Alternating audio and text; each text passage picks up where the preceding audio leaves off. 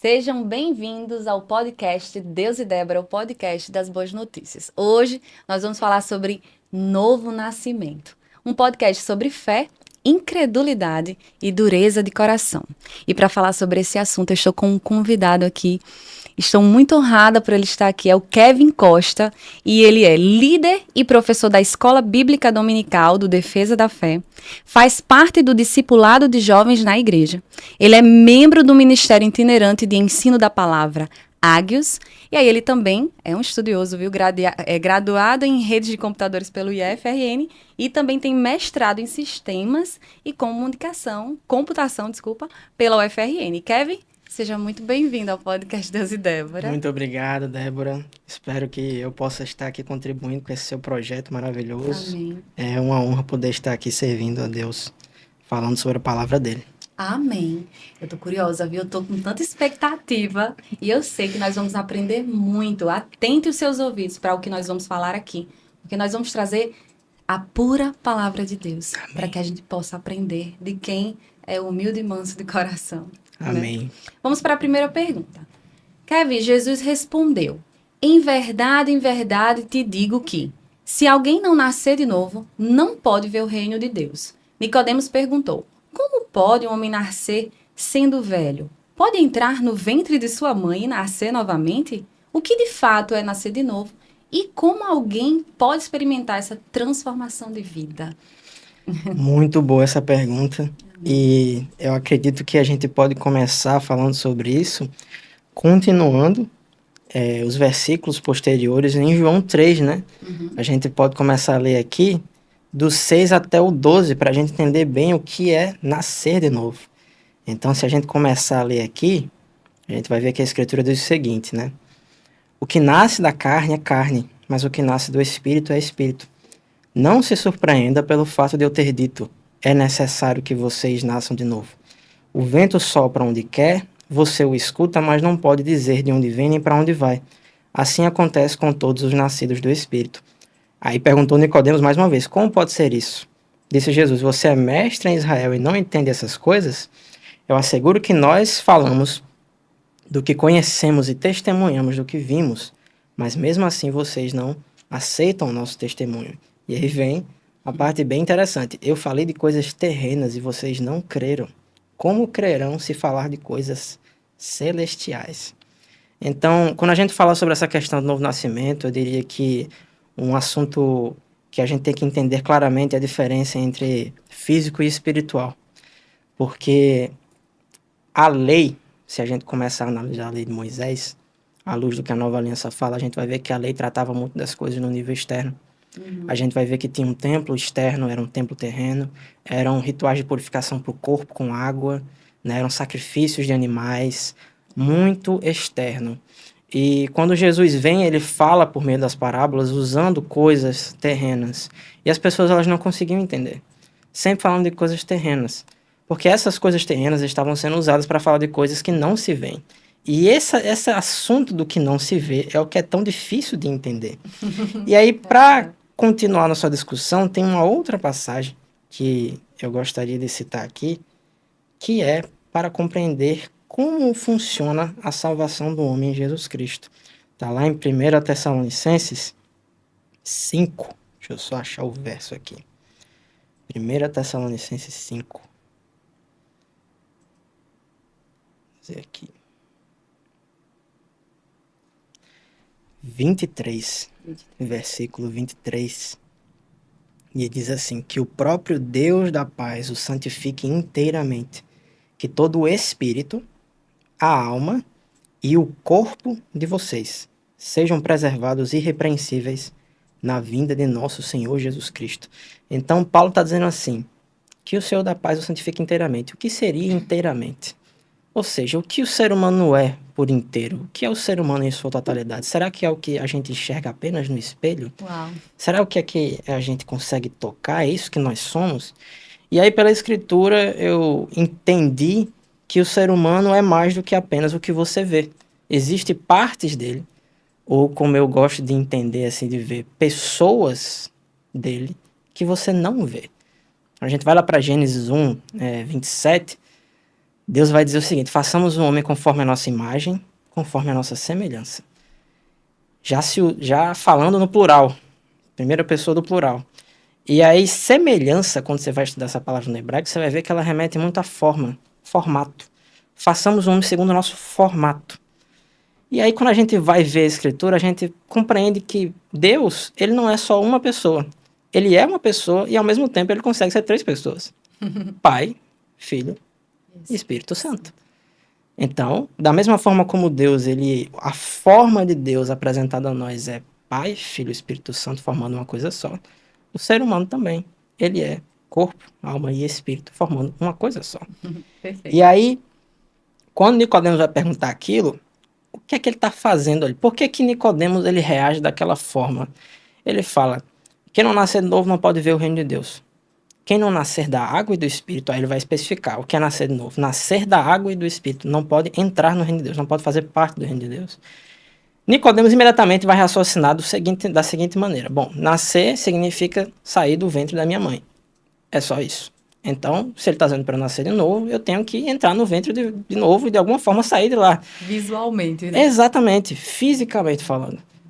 Esse processo de raciocinar de maneira puramente física e não conseguir compreender as coisas espirituais está fortemente associado ao que a Bíblia vai falar e que a gente vai ver aqui na Escritura, que é a dureza de coração.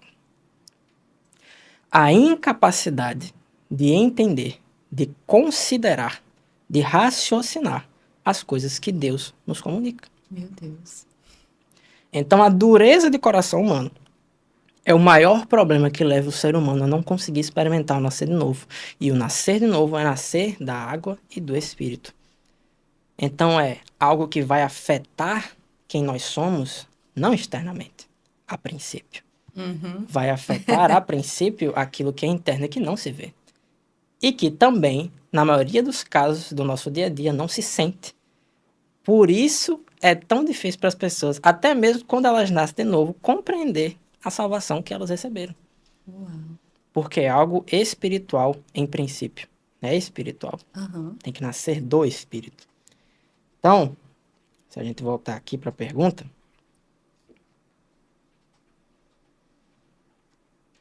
que de fato é nascer de novo, né? E como alguém pode experimentar essa transformação de vida?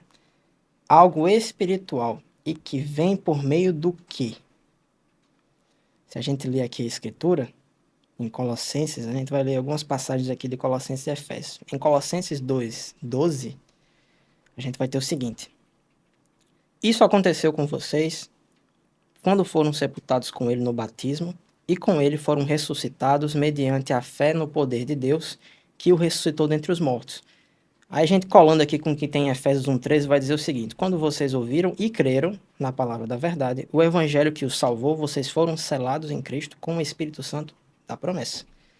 E aí em Efésios 2 agora, no mais no 1, nos versículos 5 e 6, ele vai dizer: deu-nos vida com Cristo quando ainda estávamos mortos em transgressões. Pela graça vocês são salvos. Deus nos ressuscitou com Cristo e com ele nos fez assentar nas regiões celestiais em Cristo Jesus. Então, a salvação, ela vai ser o perdão dos pecados que vem por meio da fé em Jesus Cristo. Essa fé na mensagem de Jesus Cristo, de que nós temos que nos arrepender e crer nele como Senhor e Salvador, ela vai nos dar acesso a um dom. Que dom é esse? O dom do perdão dos pecados. Em Hebreus capítulo 6, vamos agora para Hebreus, a gente vai passear bastante pela Bíblia aqui. Em Hebreus capítulo 6 a gente vai ter esse processo bem descritozinho. Excelente, como ele ilustra lá em Hebreus 6. O processo da salvação. Olha só, no versículo 4, ele vai dizer: ora, para aqueles que uma vez foram iluminados. Vamos lá, iluminados. O que é iluminação? A gente vai ver pela Bíblia que essa luz é Cristo.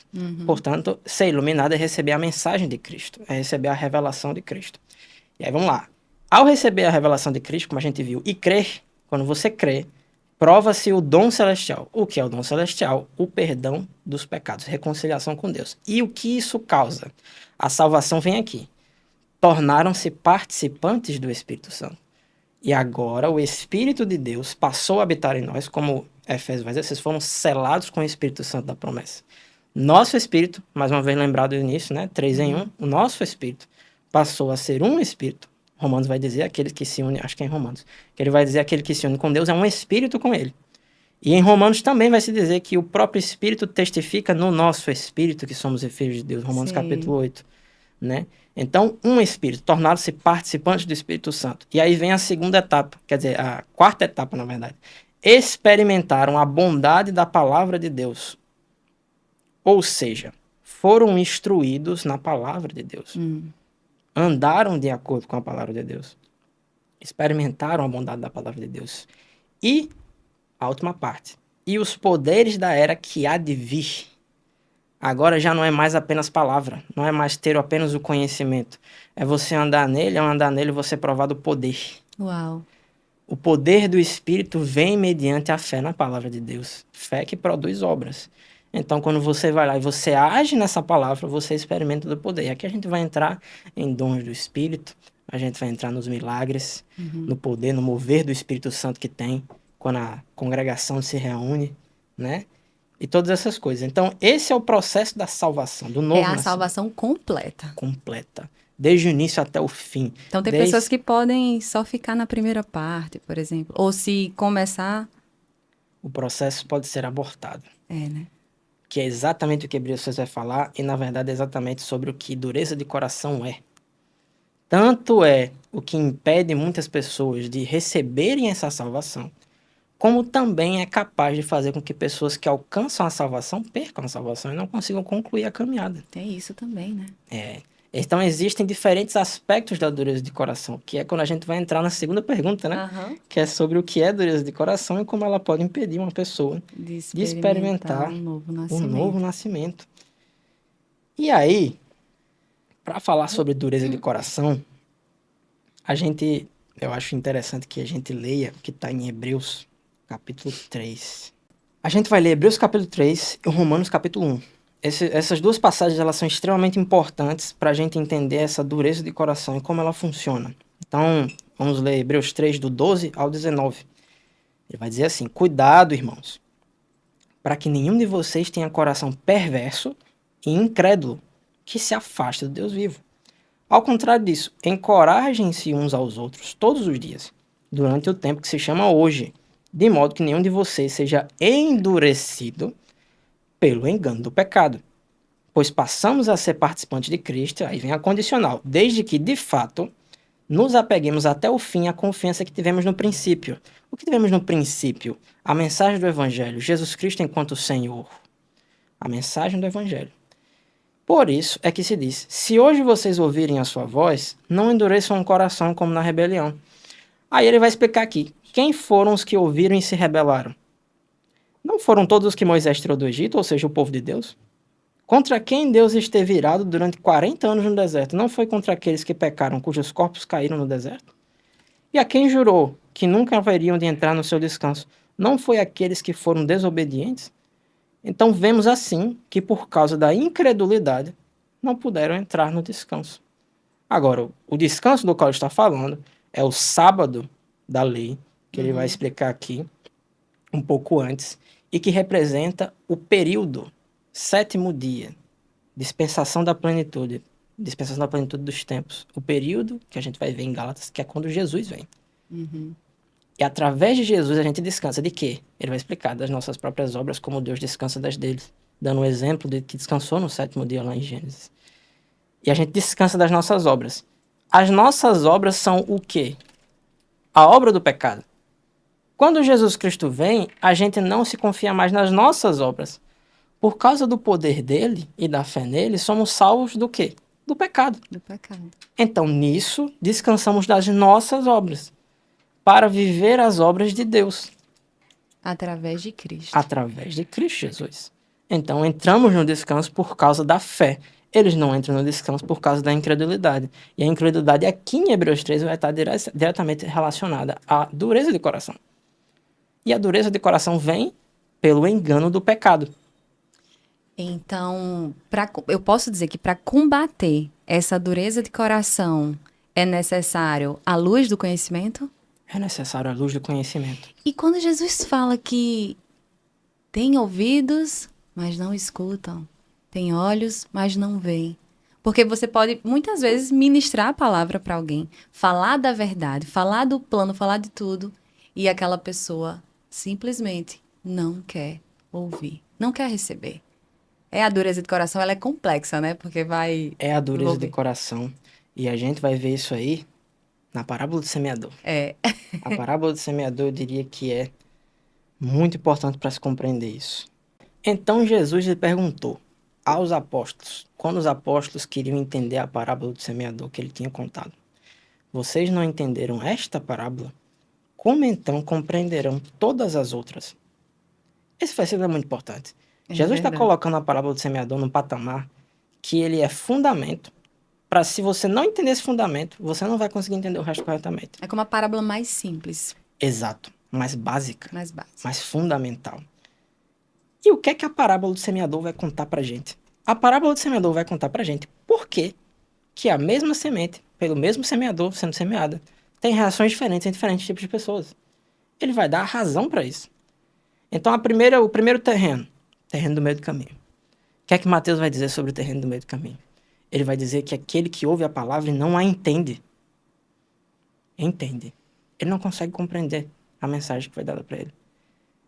Se você não entende, Jesus vai explicar que imediatamente, quando a palavra é semeada, imediatamente vem um maligno e rouba. Que é a representação da ave do céu, que vem e rouba. O segundo já é um pouco melhor. A gente vai perceber que é como se fosse gradualmente fosse melhorando.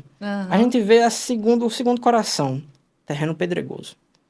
O terreno pedregoso do qual está se referindo, né, é uma terra superficial assim, que até poderia ser colocada uma semente, mas um pouco abaixo dela é uma fina camada de terra e abaixo é rocha calcária. Então, se você joga uma semente ali, ela cria um pouco de raiz, um pouquinho só, superficial, depois não consegue mais crescer. Aí vem o sol, e Jesus explica a tribulação. E aquela palavra vai morrer ali, porque não tem raiz, não tem estrutura em si mesmo. E vai morrer. O terceiro solo, terceiro coração. Como é que funciona o terceiro coração? Aí já está um pouco melhor. Agora a gente tem terra disponível. Só que a terra disponível agora está ocupada por um monte de espinho. Então cai a semente ali. Mas aí ela é sufocada pelos espinhos. Não tem espaço para ela crescer. A competitividade é alta demais naquele solo. Não dá. Não tem espaço ali. Jesus vai explicar o quê? Que esse é o que ouve a palavra, mas as preocupações desta vida, ou os afazeres do dia a dia, as preocupações da vida da pessoa daqui terrenas, e os enganos das riquezas, a prosperidade, a bênção, vão sufocar a palavra, Uau. impedindo que ela frutifique. E a gente chega finalmente no quarto coração. Esse aí dá certo. É o coração do terreno fértil. Ali você tem solo para crescer e não tem competitividade. Ele está disponível. Então a palavra consegue crescer, criar raízes, se transformar numa grande árvore, dar frutos, e as aves do céu começam a fazer ninho naquela árvore ali. As aves do céu buscam abrigo naquela árvore.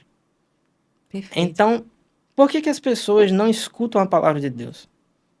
Porque elas rejeitam a verdade pelo que já é prioridade no coração delas.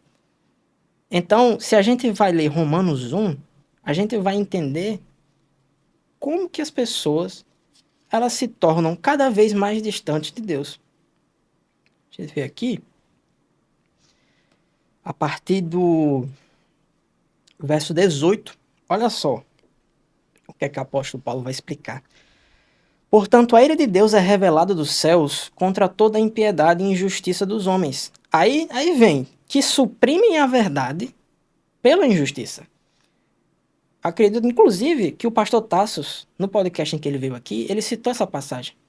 Pois o que de Deus se pode conhecer é manifesto entre eles, porque Deus lhes manifestou. Pois desde a criação do mundo, os atributos invisíveis de Deus, seu eterno poder e sua natureza divina, têm sido vistos claramente, sendo compreendidos por meio das coisas criadas, de forma que tais homens são indesculpáveis. Então, o jogo está nivelado.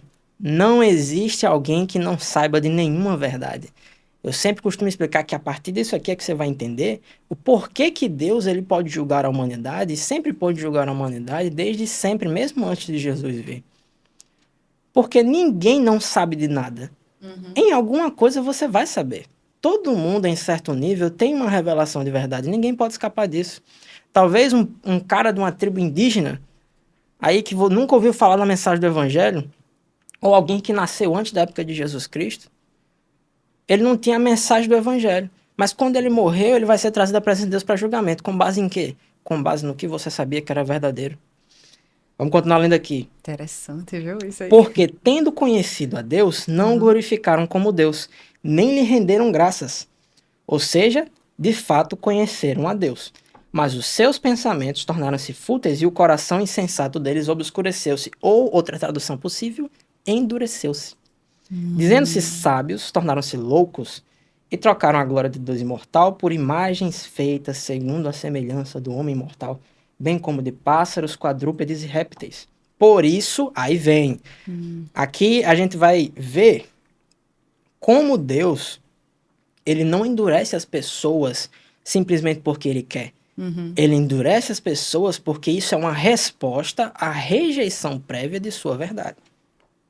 Por isso, por causa disso que aconteceu, Deus os entregou à impureza sexual, segundo os desejos pecaminosos do seu coração, para a degradação do seu corpo entre si. Trocaram a verdade de Deus pela mentira e adoraram e serviram as coisas e seres criados, em lugar do Criador que é bendito para sempre. Amém. E aí, mais uma vez, por causa disso, Deus os entregou às paixões vergonhosas. Até as suas mulheres trocaram suas relações sexuais naturais por outras contrárias à natureza. Da mesma forma, os homens também abandonaram as relações naturais com as mulheres e se inflamaram de paixão uns pelos outros. Começaram a cometer atos indecentes homens com homens e receberam em si mesmos o castigo merecido pela sua perversão. Além do mais, visto que desprezaram o conhecimento de Deus, ele os entregou a uma disposição mental reprovável para praticarem o que não deviam. Mais uma vez, terceira vez que ele disse, por causa disso, porque desprezaram o conhecimento de Deus que eles de fato tinham, ele os entregou a uma disposição mental reprovável, uma mentalidade reprovável. Aí vem a lista, né? A lista da desgraça.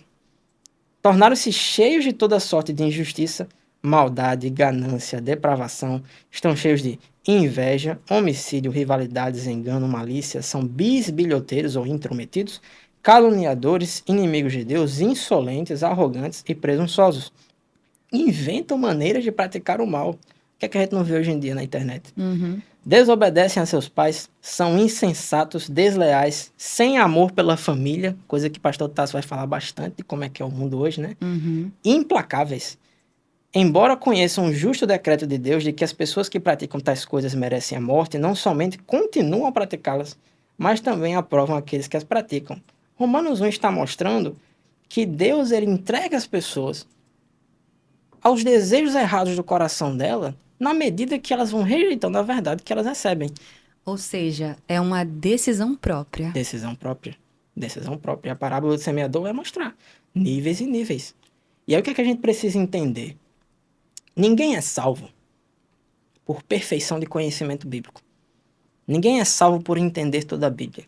E nem por, na hora que aceita Jesus, andar em toda a verdade. Não tem nem como você fazer isso. Quando você chega a Jesus, você chega cheio de problemas. Normal que você chegue cheio de problemas. E aí você vai passar por uma transformação de espírito, como a gente já falou. Efésios 4:24, né? Revistam-se do novo homem, que ele está falando do espírito, que segundo Deus é criado em justiça e santidade, proveniente da verdade. A verdade é Cristo. Então, o que ele está dizendo? Em teu espírito, que você tem que dar ouvidos, você foi criado em justiça e santidade, proveniente de Jesus Cristo. Nós recebemos na nossa salvação, no novo nascimento, a justiça e a santidade que vem de Jesus. Mas o que esse texto de Efésios 4:24 vai falar pra gente é que a gente tem que se revestir. Vestir, como se fosse colocar a roupa, a expressão grega, colocar a roupa do novo homem. Se revestir do novo homem. E sobre o que é isso? Que é onde entra perder esse coração endurecido, ou seja, começar a compreender, a considerar, a sensibilizar, deixar de ser um coração insensível, um coração sensível à palavra de Deus. é através da conversão. Através da mudança de mentalidade. Metanoia, né? Como a gente conhece no grego, metanoia. E aí a gente vai ver isso aonde descrito, né? Essa dinâmica bem descrita de mudar a mentalidade. E então não ser duro de coração. É em Romanos 7 e Romanos 8. Em Romanos 7 a gente vai ter uma passagem muito, eu acho que às vezes mal entendida, sobre a carne. Paulo ele vai ali como se fosse assumir a perspectiva da carne pecaminosa dele. E ele vai começar a dizer, não consigo fazer o que eu quero. Porque o bem que eu quero fazer eu não faço. E o mal que eu não quero fazer, esse eu continuo fazendo. E aí ele vai chegar numa parte e ele vai dizer assim, sei que nada de bom habita em mim. Isso é na minha carne. Em Romanos 8 ele vai dizer, se vocês viverem pelo Espírito, viverão. Quer dizer, se vocês viverem pela carne, morrerão.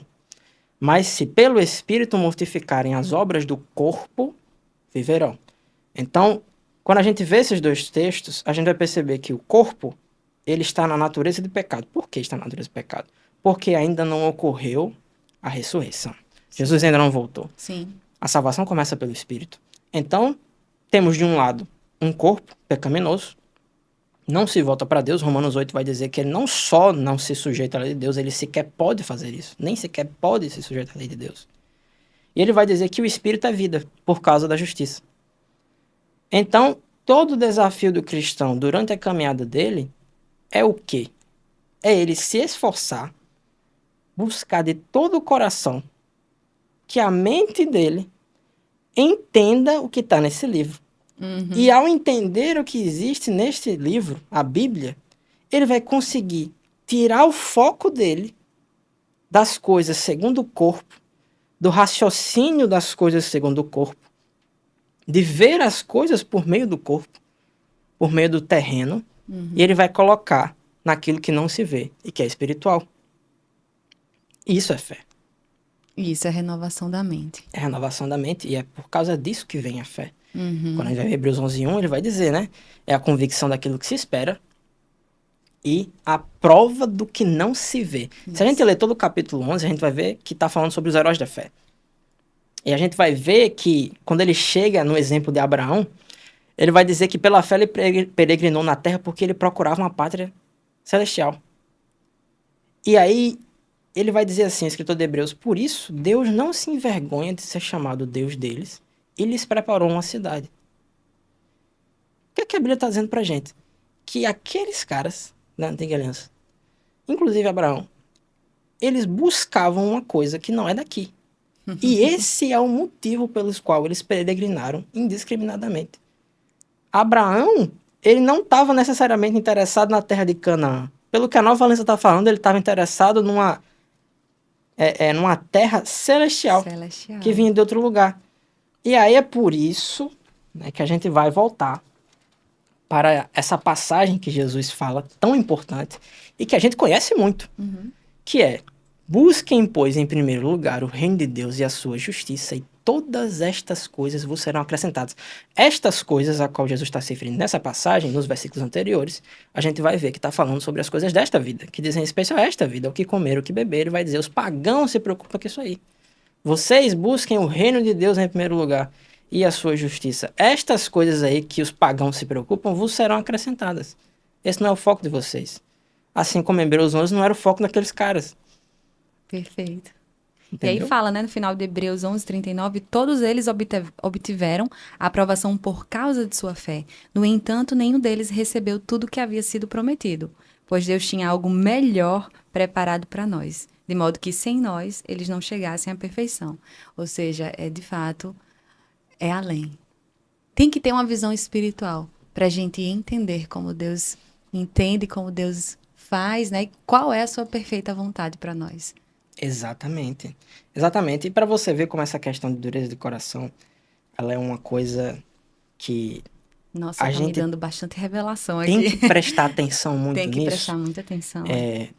Se a gente... Vamos entrar no exemplo de Marcos. Evangelho de Marcos, capítulo 6. A gente tinha mencionado na nossa conversa antes daqui de começar, né? Se a gente analisar Marcos 6, 7 e 8, mas vamos focar primeiro no 6. A gente vai ter 2 episódios importantes ali. A primeira é a multiplicação dos pães. acontece em Marcos 6. Logo depois da primeira multiplicação dos pães, imediatamente, depois de que aconteceu isso aí, Jesus estava despedindo a multidão. A palavra diz que ele obrigou, ele realmente contendeu com os apóstolos para que eles entrassem num barco e disse para eles, atravessem, vão atravessar o rio e eu vou despedir a multidão. E eles foram. Né? Talvez por livre e espontânea pressão, mas eles foram, né? E bom, chegaram ali mais ou menos no meio do Mar da Galileia, começou uma tempestade horrível. Jesus estava orando no monte. Uhum. Aí, alta madrugada, ele vai descendo. Passa reto, vai direto pela água. Em Marcos 6, o que a gente vai ler, eu acho até bom ler aqui explicitamente, isso é muito legal. Marcos 6, aqui, 48, no 48. Olha só o que a escritura vai dizer. Ele viu os discípulos remando com dificuldade porque o vento soprava contra eles.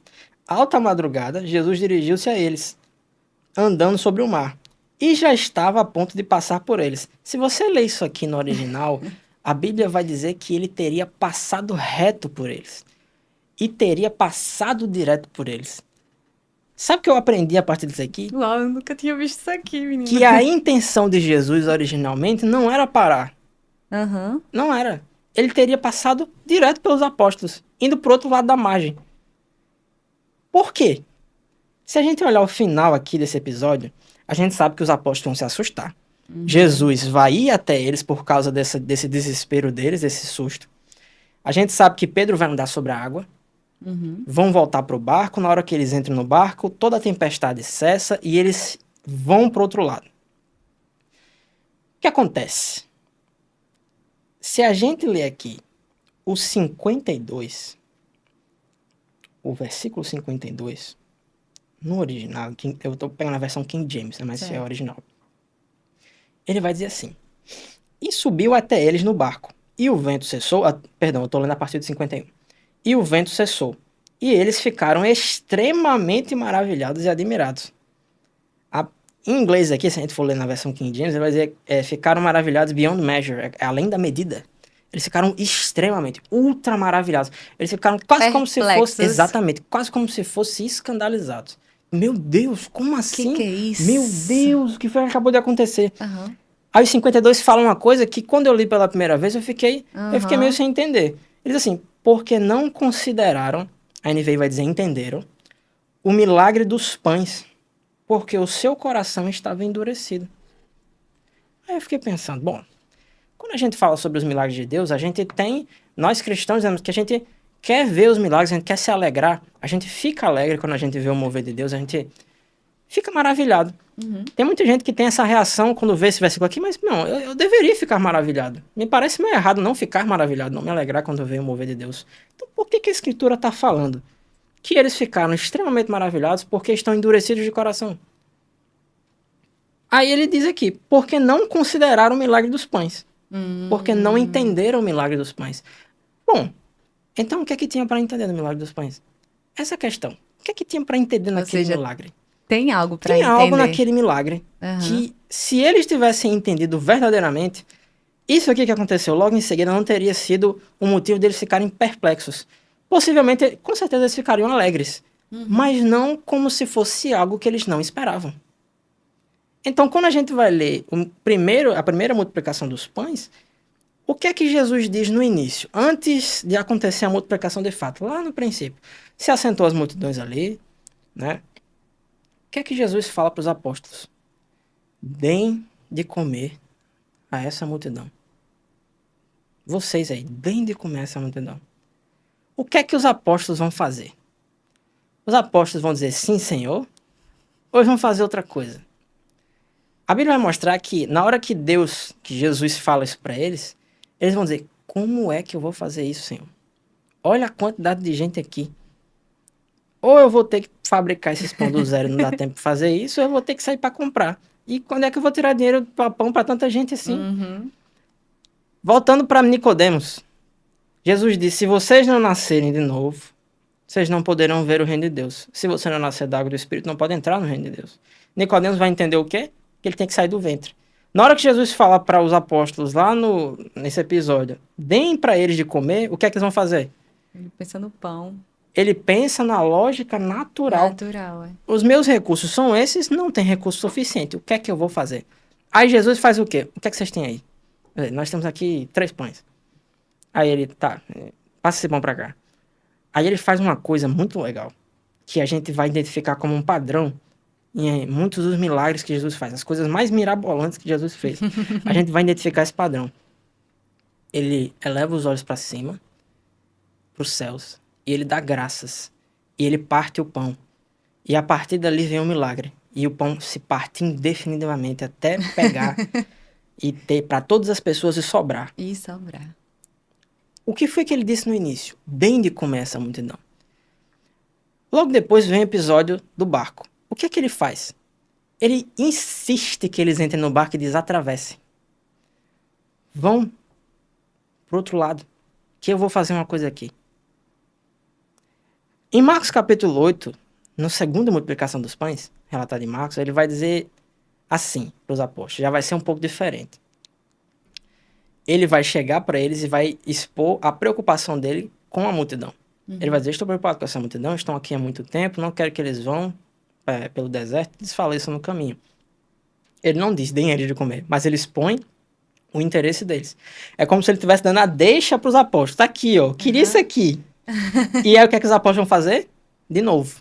Como é que a gente vai fazer isso, Senhor? Não tem recurso. Eles acabaram de passar pelo processo do barco. Acabaram de passar pela primeira multiplicação. E eles ainda não assim, entenderam. Não entenderam. E o que é que tem para entender? Que quando Jesus... Foi aí que eu tive a revelação. Quando Jesus disse para eles fazerem alguma coisa, eles já tinham toda a autoridade espiritual para fazer aquilo acontecer, mesmo que não houvesse recurso físico para aquilo. Ou seja, a ideia de Jesus, desde o princípio, quando ele disse aquilo para os apóstolos, era que eles fizessem aqueles milagres. Por isso que a dureza de coração é incredulidade, né? Exato. Porque quando você é duro de coração, quando você ouve a palavra de Deus, você não consegue entender a palavra de Deus. Ou quando você ouve, você não se lembra. Ou você não considera o que ele fala. Vai ter um outro episódio aqui nos evangelhos, que os apóstolos, eles tentaram curar um rapaz, que ele tinha um demônio, e ele se jogava no fogo e na água. O pai do menino leva ele para os apóstolos e eles não conseguem curá-lo. Aí Jesus vem. Quando Jesus vem... Geração incrédula, fica irritado, né? Diz, quanto tempo mais eu teria que ficar com vocês? Traga o menino aqui. Aí o menino chega e ele expulsa o demônio, né? Sem nenhuma dificuldade, expulsou o demônio. E o rapaz ficou curado. E aí os apóstolos chegam para Jesus e perguntam, por que a gente não conseguiu expulsar o demônio? Vale lembrar que Jesus Cristo havia dado aos apóstolos a autoridade para pisarem escorpiões, serpentes e em toda autoridade maligna. Eles tinham a autoridade sobre todos os demônios. Eles já tinham essa autoridade. Mas eles não conseguiam usar. Eles não acreditavam. Né? Por que eles não conseguiam usar, né? E aí Jesus vai dizer, por causa da vossa incredulidade. Eles asseguram que vocês ordenaram a esse monte que saia desse para esse lugar. Acontecerá, ele vai dizer mais, e nada será impossível para vocês. Mas esse tipo só sai com jejum e oração. Ou seja, o que impedia os apóstolos de conseguirem exercer aquilo que Jesus havia já dado a eles a capacidade de fazer era a incredulidade. Eles não conseguiam acreditar ainda.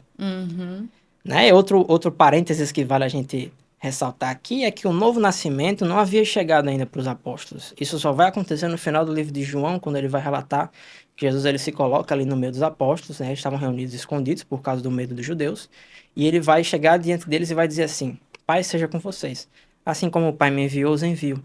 Recebam o Espírito Santo e sopra sobre eles. A gente vai ver que esse episódio é o novo nascimento. Por quê? Né? Se a gente for olhar em Gênesis, Adão foi formado por Deus e ele era apenas um corpo. Quando Deus sopra as narinas de Adão, ele se torna ser vivente. E aí, tornando-se ser vivente, ele é retirado de onde estava e colocado dentro do jardim. Ou seja, somente após receber esse sopro e se tornar ser vivente, ele entra no jardim. Agora, o jardim é uma figura do reino de Deus. A gente vai remeter mais uma vez à mesma coisa que Jesus falou a Nicodemos. Se você não nascer da água do Espírito, não pode entrar no reino de Deus.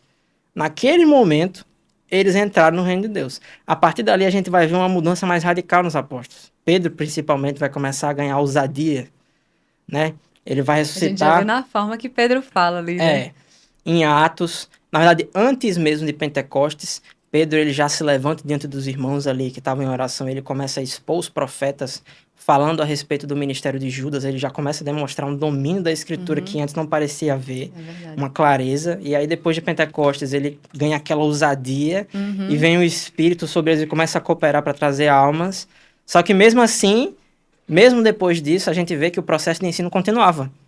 Porque, por exemplo, Pedro nasceu de novo, a dureza de coração começou a ser tratada, mas algumas coisas ele não entendia. Algumas coisas que Jesus já tinha explicado.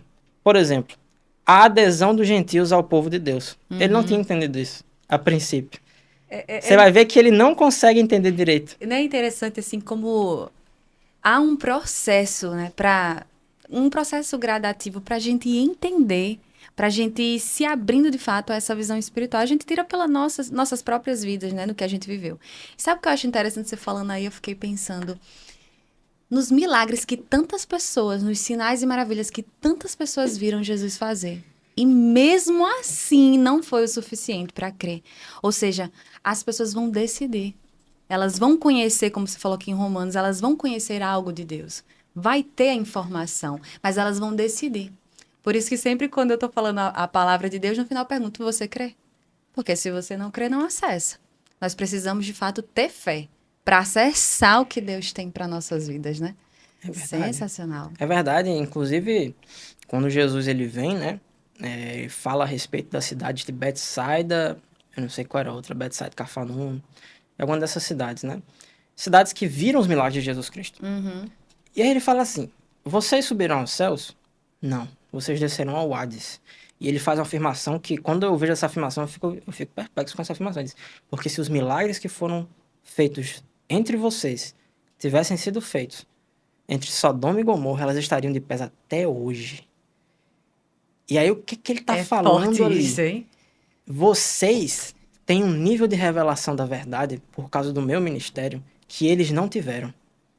Vocês serão julgados com muito maior rigor pela verdade que vocês sabem do que eles. O próprio Deus encarnado ali com eles. Meu Deus. Pois é, a incredulidade. A incredulidade. E aí, a gente vai entrar numa questão que eu acho até legal da gente refletir, que é sobre por que tantas pessoas, elas parecem que têm livramento, têm bênção, parece que elas vivem essa verdade de Deus, parece que elas veem Deus na vida delas, e outras pessoas não têm, né?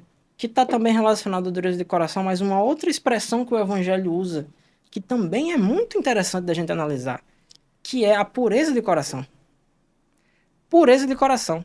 Se a dureza de coração é a insensibilidade e a resistência à verdade, a gente vai ver que a pureza de coração parece ser o contrário. Quando você vai de acordo com a verdade, você pode nem ter toda a verdade, mas na medida que você sabe nisso, você age. Isso é poderosíssimo. Porque quando eu vejo isso na antiga aliança, eu percebo que pessoas que não eram povo de Deus, não eram o povo hebreu, por terem um coração puro, elas foram ajudadas pelo próprio Senhor. O Senhor em pessoa falou com essas pessoas. Entendi. Em outros casos ele não falou, porque ficou claro que a pessoa, conhecendo a verdade, rejeitava ela. Você fala, por exemplo, também os fariseus. Os fariseus também. Porque eles tinham conhecimento, mas não viviam de fato, não frutificavam aquilo que vem do Senhor. O próprio Nicodemos, que a gente citou aqui, ele vai começar o discurso dele com o Senhor, dizendo que, mestre, sabemos que você vem da parte de Deus, porque a gente sabe que essas obras que você realiza não podem ser feitas a menos que Deus esteja com essa pessoa. Olha só a consciência que eles tinham. Por isso que Jesus, eu vejo que contra os fariseus, especificamente contra os fariseus, Jesus, ele descia a chinela nos caras. Ele realmente batia mesmo assim, que às vezes parecia que saía humilhado mesmo, entendeu? Frustrava completamente eles. De todos os grupos contra quem Jesus contendeu, dos líderes religiosos e dos líderes de Israel, os fariseus foram que mais apanharam, né? Quando ele fala, por quê? Porque os fariseus eram os que mais conheciam. Pois é, eles nem iam entrar, eles nem entraram no reino e impediam pessoas de entrar no reino. Exato. E eles tinham a palavra para compartilhar, para levar, para ajudar pessoas, e na verdade eles colocavam fardos em cima delas. Então, assim, é de fato, não sei, mas assim, os fariseus para mim eu sempre analiso, porque Jesus ele veio libertar pessoas. Agora, as pessoas as pessoas que Jesus batia de frente eram os fariseus. Por quê? A gente começa a olhar para todo o comportamento deles, né? Para tudo que os fariseus eram, para como eles retiam a lei, para como eles eram egoístas, para como eles era de fato a soberba, né? Tipo, eu tenho a lei, eu sou melhor, eu sou isso não é o reino não é isso. O reino é de fato a gente ter a palavra, a gente receber a salvação e a gente compartilhar. Compartilhar para que a gente veja vidas, né? De fato. Vidas Inclusive, sendo salvas. sobre essa questão da pureza de coração, né? De você dar lugar à verdade, não ser uma pessoa que vai contra a verdade, mas de acordo com a verdade que você sabe, né? Lá em Mateus 5, Jesus vai dizer isso. Bem-aventurados os puros de coração. Por quê? Porque eles verão a Deus. Legal isso, verão a Deus. Se a gente for ver, eu vou pegar alguns casos aqui da Antiga Aliança que eu separei sobre esse assunto. O primeiro deles é o caso de Abimeleque, rei Abimeleque. Ele interagiu com Abraão, ele interagiu com Isaac, né? No livro de Gênesis. Se a gente vê aqui Gênesis 20, 2 a 7, olha que interessante o que acontece aqui. Ele dizia que Sara, falando de Abraão, né?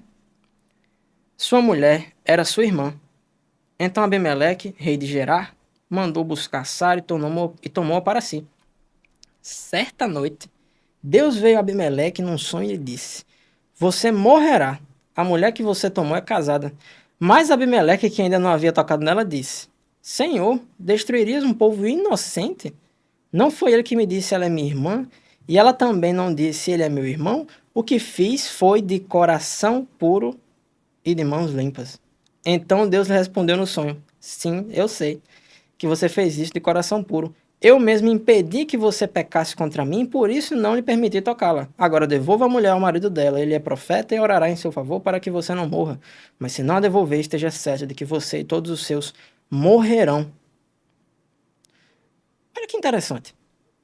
Deus não só foi até Abimeleque, ele ainda explicou para Abimeleque por que aquilo estava acontecendo e como ia funcionar se ele decidisse por uma coisa ou por outra. Foi uma revelação extremamente clara. Deus falou diretamente com Abimeleque. Quando a gente vai ver um outro caso mais para frente, de Isaac, né? Isaac formou lavoura naquela terra e no mesmo ano colheu a 100 por um, porque o Senhor abençoou. O homem enriqueceu e a sua riqueza continuou a aumentar até que ficou riquíssimo. Possuía tantos rebanhos e servos que os filisteus invejavam. Estes taparam todos os poços que os servos de Abraão, pai de Isaac, tinham cavado na sua época, enchendo-os de terra. Então Abimeleque pediu a Isaac: Sai da nossa terra, pois já és poderoso demais para nós. Olha só que interessante. Vamos para um segundo episódio. Isaac prosperou mais do que o povo daquela terra. Ficou mais rico do que eles. Então, inevitavelmente, começou a haver estranheza. Né? Começou a haver conflito. O que é que o rei daquele lugar disse? Cara, é melhor tu sair. Porque não vai dar certo você ficar aqui. Vai dar conflito.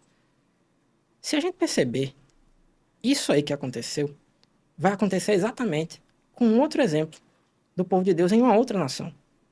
Então vamos ler Gênesis 12. Olha que legal. Quando Abraão chegou ao Egito, viram os egípcios que Sarai era uma mulher muito bonita. Vendo os homens da corte do faraó, elogiaram diante do faraó e ela foi levada ao seu palácio. Ele tratou bem a Abraão por causa dela, e Abraão recebeu ovelhas e bois, jumentos e jumentas, servos e servas e camelos. Mas o Senhor puniu a faraó e sua corte com graves doenças por causa de Sarai, mulher de Abraão. Por isso o faraó mandou chamar Abraão e disse: Olha só, o que você fez comigo? Por que não me falou que ela era sua mulher? Por que disse que era sua irmã? Foi por isso que eu a tomei para ser minha mulher. Aí está sua mulher. Tome-a e vá.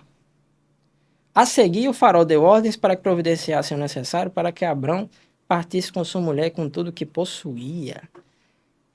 Esse faraó aqui foi um pouco diferente já. Deus já não falou diretamente com ele. Mas ele percebeu, pelo que o texto dá a entender, percebeu bem rápido, que o que aconteceu com ele aconteceu porque ele tinha feito uma coisa que era reprovável, que era pegar uma mulher, tomar para si uma mulher casada. Você vê, Esse faraó teve uma percepção moral que Uhum. Deus não falou diretamente com ele, mas ele teve a percepção moral. E ele foi lá e agiu de acordo e tomou, disse, vá, Ele vai teve uma embora. atitude, né? Ele teve uma atitude e ele tinha uma percepção moral interessante. Se a gente olhar mais uma vez o faraó no Egito, só que não mais esse faraó, muito tempo depois, em José, Uhum.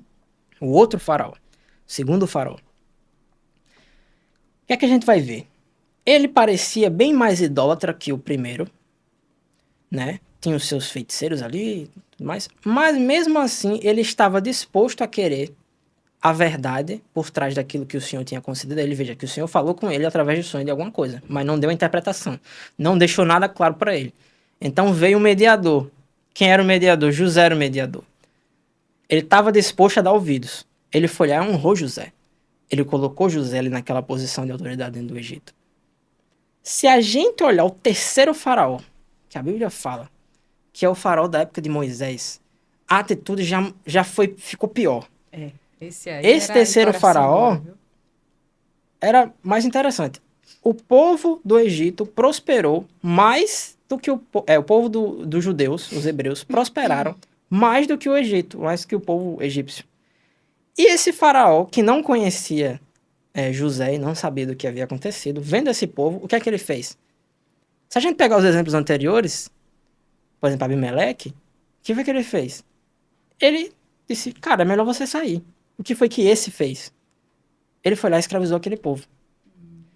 A gente vai perceber que, moralmente falando, parece que os faraós que a Bíblia relata no Egito, eles foram passando por uma espécie de declínio, um declínio moral. E esse faraó em específico, diante dessa situação, em vez de conversar em humildade com o povo, ele foi lá e escravizou o povo. Ele não agiu em justiça. E é aqui onde entra o juízo de Deus. Vai ter aquele tempo ali de escravidão, até que vem Deus e liberta o povo egípcio através de Moisés. Uma coisa interessante de se notar sobre isso é que Deus fala que ele vai endurecer o faraó. É, interessante isso aí. Eu Esse lembro. episódio da escritura, existe muita discussão sobre isso. Como assim Deus iria Imagino. endurecer o faraó? Será que Deus, ele, de maneira irresistível, faria com que o faraó rejeitasse as suas palavras? Eu, pessoalmente, tendo a não crer dessa forma. Porque eu não acredito que Deus deseje que alguém o desobedeça. Uhum. Deus deseja que todas as pessoas se arrependam. E que chegue no pleno conhecimento No da pleno verdade. conhecimento. A vontade do Senhor é que todos se salvem. Então, como assim ele endureceria o faraó? E aí eu comecei a perceber. O faraó, esse faraó aí, diferente dos outros, ele era extremamente arrogante. Ele era uma pessoa que rejeitava a justiça. A gente vê que desde o início lá, quando ele percebeu a situação do povo judeu, ele não teve nenhuma atitude de querer conversar ou coisa do tipo. Ele foi lá e oprimiu mesmo. E aí, entra a pureza de coração. Em vez do Senhor falar com esse faraó, de dar um sonho, de dizer alguma coisa, o que foi que ele fez? Ele chegou e enviou um cara tímido, que não tinha facilidade de falar e precisava de um porta-voz, dizer para ele, em toda a sua humildade, que ele tinha que deixar ele ir. Que se não deixasse o povo dele ir, ele ia sofrer. Aí eu comecei a perceber o que acontece com um cara que, pelo que a gente conhece da história do Egito, era considerado como sendo Deus na Terra, a representação do Deus na Terra, que era Faraó, com todo o orgulho que ele tinha, ouvindo um cara que tem gente até que interpreta pela expressão tímido que ele era gago.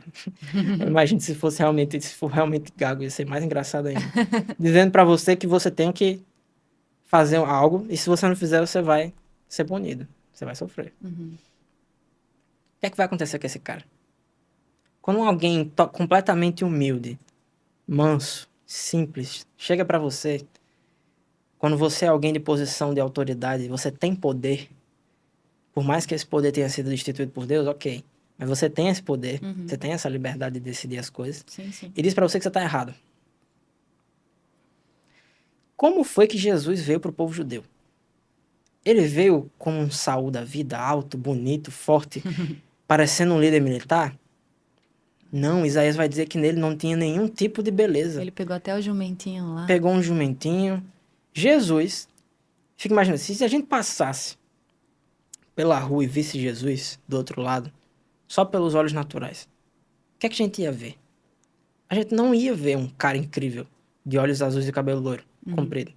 A gente só ia ver uma pessoa comum, de aparência comum, que não teria nada que se destacasse nele. Porque esse era o propósito. Por quê? Porque lá em Isaías 6, Deus vai ordenar a Isaías que fosse e endurecesse aquele povo, para que eles não entendam, não sejam curados.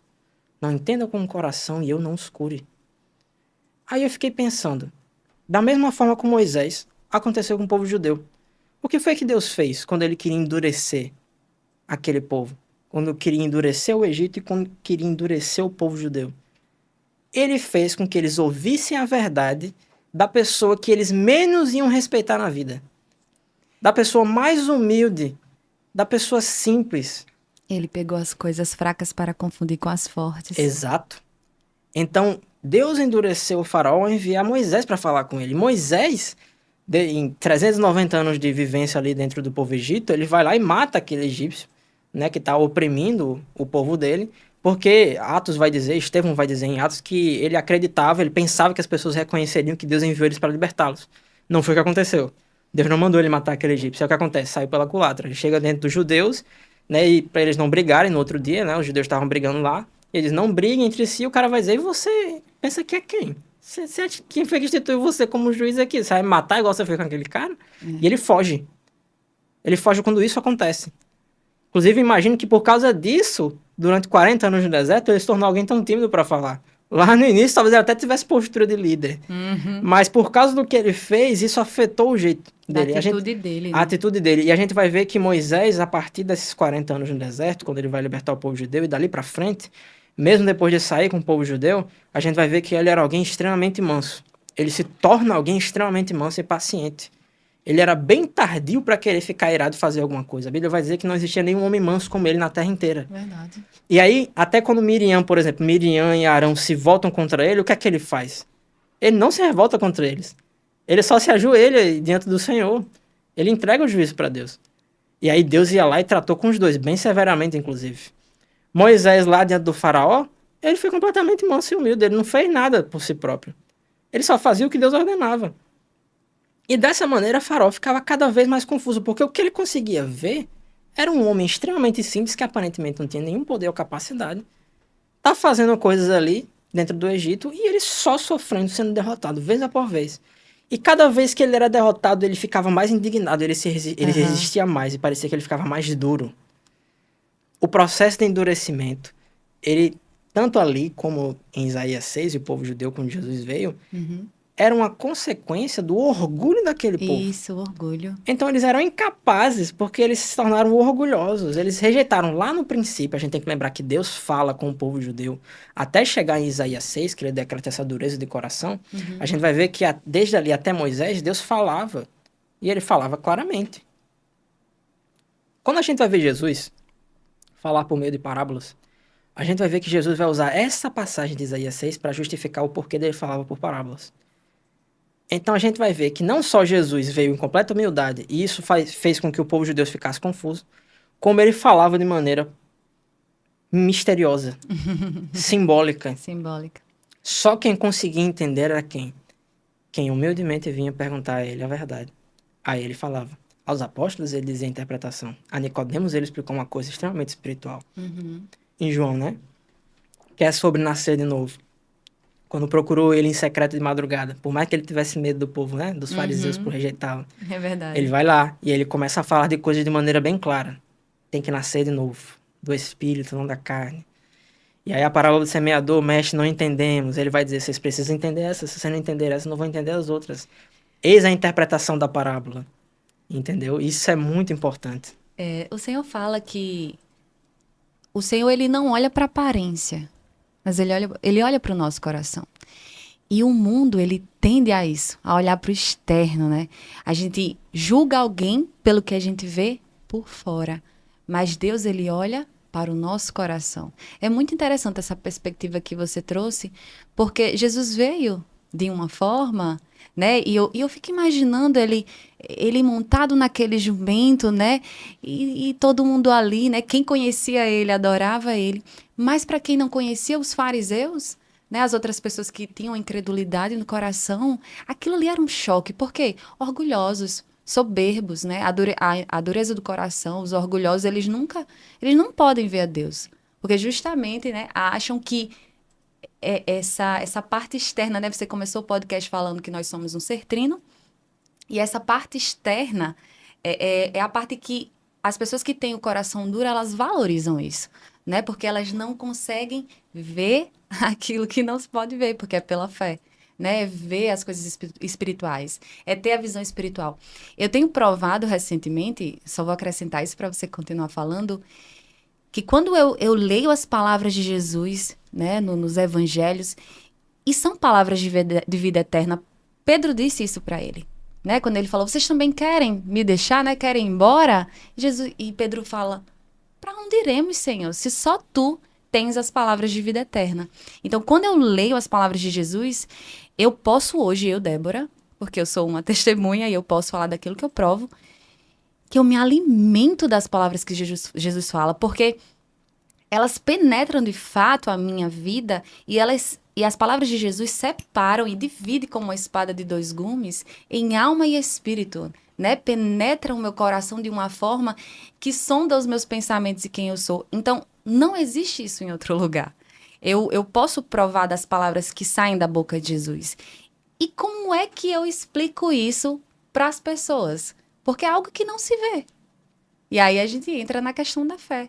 E aí a gente entra na questão das pessoas de fato ficarem olhando para a aparência, né? Olhando para o que é externo, valorizando aquilo que se pode pegar, né? As bênçãos, as coisas do mundo, essa coisa carnal, né? E a gente precisa entender que o nosso espírito precisa de alimento. E aí tem que quebrar todas essas camadas aí que você falou, né? Para chegar. O que eu acho legal sobre isso, eu tava conversando, tava dando aula de batismo para um amigo meu, não sei se ele nem vai ver esse vídeo aí, é o Rio, é o guitarrista lá da igreja. Gente boa, homem de Deus. E a Amém. gente tava falando sobre essa questão de dureza de coração. Ele mencionou uma coisa que é muito verdade e mostra o quanto, mesmo diante dessas verdades da Bíblia, que a gente vê assim, nossa, como é que a gente consegue explicar isso para alguém, né? É. E ele falou uma coisa muito legal, porque as pessoas, elas sabem, elas sabem, em certo ponto, que o que existe no interior é mais importante do que tem no exterior. Você vai ver pessoas sábias falarem que caráter é mais importante do que aparência. As pessoas sabem disso. Por quê? Porque a verdade, como está na palavra, é que, em certa medida, todos sabem. A gente não está lidando com verdades que são impossíveis de se compreender, mas com verdades que são possíveis de se compreender. E isso está na Bíblia. Inclusive, Deus falou isso para o povo judeu quando ele entregou a lei. Ele falou isso para eles. Então, se a gente abrir aqui a palavra, olha só que legal. Isso é muito genial.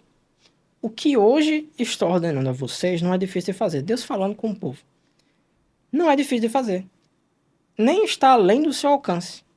Não está lá em cima no céu, de modo que vocês tenham que perguntar quem subirá ao céu para trazê-lo e proclamá-lo a nós, a fim de que lhe obedeçamos.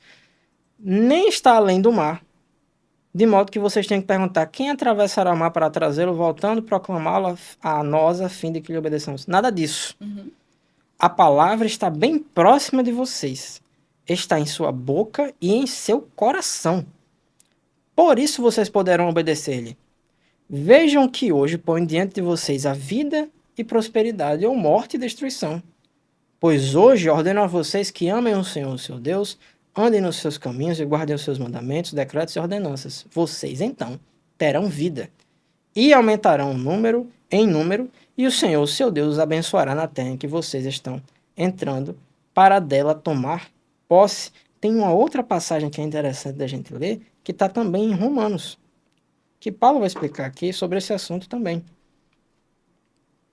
Eu lembrei exatamente dessa passagem. Pois é. A Bíblia é toda conectada, né, Kevin? Exato, exato. Deixa eu botar aqui.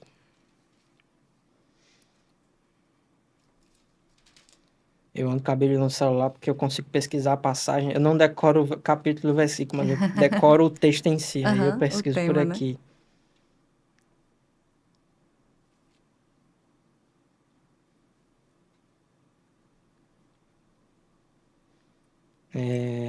Ah, pronto. Romanos 2,14. Vamos lá.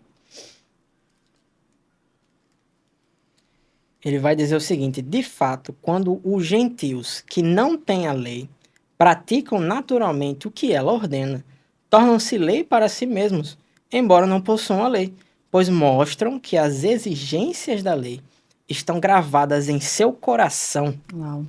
Disso dão testemunho também a sua consciência Consciência. e os pensamentos deles, ora acusando-os, ora defendendo-os.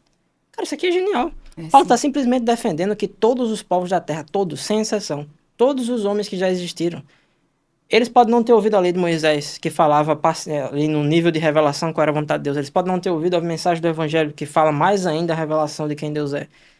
Mas eles sabem a verdade. As exigências justas da lei podem não ter sido faladas explicitamente por Deus diante deles, mas estão no seu coração. Então, eles são julgados na medida do que sabem. Portanto, quando a gente fala sobre a palavra, eu creio fortemente, pelo que a Bíblia mesmo diz, que nós não estamos falando de coisas que são impossíveis deles compreenderem. E aí entra na parte do ensino eficiente, o ensino claro da Escritura.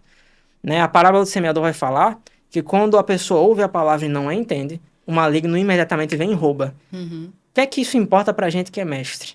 Para a gente que foi chamado por Deus para ensinar a palavra. Todos nós fomos chamados para ensinar a palavra. Né? Os mestres são só pessoas que Deus levanta para ajudar e levantar outros mestres. Uhum. Mas nós que ensinamos temos que entender o que é fundamento e o que é básico para que a gente possa comunicar isso de maneira clara e o que não é. Não adianta você tentar passar para uma pessoa revelações de Apocalipse se você não ensinou para ela sobre arrependimento e fé em Deus. Claro. Eu estou falando sobre Hebreus 6.1. Hebreus 6.1 vai falar sobre os princípios elementares da doutrina de Cristo. Ele vai estar 6 pontos, né? Que é arrependimento de obras mortas, fé em Deus, instruções sobre batismo, imposição de mãos, ressurreição dos mortos, juízo eterno. Esses 6 pontos concluem ali o que seria os fundamentos, os princípios básicos da doutrina que Cristo ensina nos evangelhos e que estão detalhados nas cartas apostólicas. Então, não adianta, você tem que comunicar o que é simples. Quando a gente vai sair para evangelizar, é onde a gente vê isso mais simples, né? Não adianta eu chegar falando sobre um monte de coisa complexa ali, Claro. e espiritual, não sei o quê, mas eu tenho que comunicar a mensagem simples do evangelho. Tem que fazer um bom procedimento, né, para que eles Exato. alcancem a salvação. E aí o Espírito Santo é quem usa essa comunicação para ir falando, lidando com o coração da pessoa para convencer ela. E a gente tem que ter essa convicção. Todo mundo, em certo ponto, sabe a verdade. Então, se eu estou falando da palavra que é verdade, e eu sei que é verdade, e eu sei que as pessoas têm essas exigências aqui no coração delas, eu não estou falando de uma coisa que elas não podem entender. Eu estou falando de uma coisa que elas podem entender. Elas podem. Elas podem ter rejeitado a verdade até o ponto de chegarem a uma mentalidade reprovável, em Romanos 1, né? De estarem completamente entregues à loucura, assim. A gente vê gente hoje em dia, né? Inclusive até alguns que saíram da igreja, que vieram dos nossos e chegaram a um nível de loucura, assim, de falsa doutrina, que se tornaram doidos, assim, e falam coisas absurdas a respeito da Bíblia, né? Tem. Tudo isso é o quê? Dureza de coração. Mas, ao mesmo tempo que isso é verdade, o coração sabe. Ele sabe. Você sabe a verdade. Por isso é indesculpável perante Deus. Não adianta você querer inventar É migué. forte esse versículo em Romanos, né, que diz que é indesculpável. Exatamente, não adianta o cara querer criar desculpa. Quando ele chegar diante de Jesus no dia do juízo, meu amigo, não vai ter terceirização. Ah, porque o cara não me falou isso aqui. Não, meu amigo, mas eu não vou julgar você pelo que você não sabia. Eu não vou julgar você pelo que você não podia fazer. Você não vai fazer uma prova sem nunca ter assistido uma aula, né? Você soube de alguma coisa. Exato, Deus é justo. Deus é justo. Deus é justo. Exatamente. Ele vai julgar nessa medida. Kevin, e como é que a gente poderia lidar? Por exemplo, nós que somos cristãos, né? Eu e você somos cristãos, como é que a gente lida com essa dureza de coração? Sendo guiado pelo Espírito Santo, entendendo, porque tem hora que é necessário falar. Tem hora que o Espírito Santo vai dizer, não adianta falar. Como é que a gente faz? Como é que funciona, assim? né? Como é que a gente poderia lidar com isso? Lidar com os incrédulos, digamos assim. Eu diria que no que eu vivi até hoje não foi tanto assim, mas o que eu vivi até hoje de ensinar para as pessoas, até mesmo falar com pessoas que são incrédulas, não são crentes, é o processo de você sondar. Primeiro, sondar. Por quê? Se você tiver oportunidade, às vezes quando a gente está falando para o público assim, né, a Aham. gente não tem como falar com cada um individualmente. Sim, Então, sim.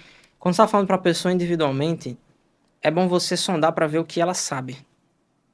Para ver o que ela sabe. Nós não temos o poder de convencer ninguém. O poder vem do Espírito Santo, é ele que convence as Amém. pessoas, mas nós somos os canais. Então, nosso trabalho é na eficiência, não no fim em si, que é convencer, porque convencer é com o Espírito. Uhum. Então, o que é que eu procuro fazer? Sondar. Então, eu vejo, a pessoa tem esse entendimento sobre tal assunto. O que é que a Escritura fala sobre isso? É isso aqui. Então, eu vou começar a desconstruir a mente do cara. Uhum. Mostrar para ele que a Bíblia diz diferente e que o que ele está falando ali, partindo do pressuposto, e a gente crê nisso, que a Bíblia é a verdade, que a própria, inclusive, a ciência, o pastor Tarso, é isso aí, apologeta. A Uhum. ciência, ela está apontando para as escrituras também, evidencia a verdade bíblica. Sim, Então, eu tenho tudo, a realidade está a meu favor, a realidade está de acordo sim, com o que claro. eu vou ensinar para ela ali. Então, é conhecer profundamente a palavra, eu tenho que conhecer profundamente a palavra. Se o cara não consegue manejar a escritura, fica difícil você querer. E ter sensibilidade também, né? A voz do Exatamente. Espírito Santo. Manejar a palavra para que você seja pronto para o Espírito Santo, naquele momento, possa guiar você até onde você vai falar, Uhum. como você vai falar, né? E se vale a pena falar certas revelações ou não. É. E se a pessoa está disponível para ouvir, né? Senão Exato. lançaremos as pérolas. Exato. Está disponível para tudo isso aí é sondagem, aprender a sondar.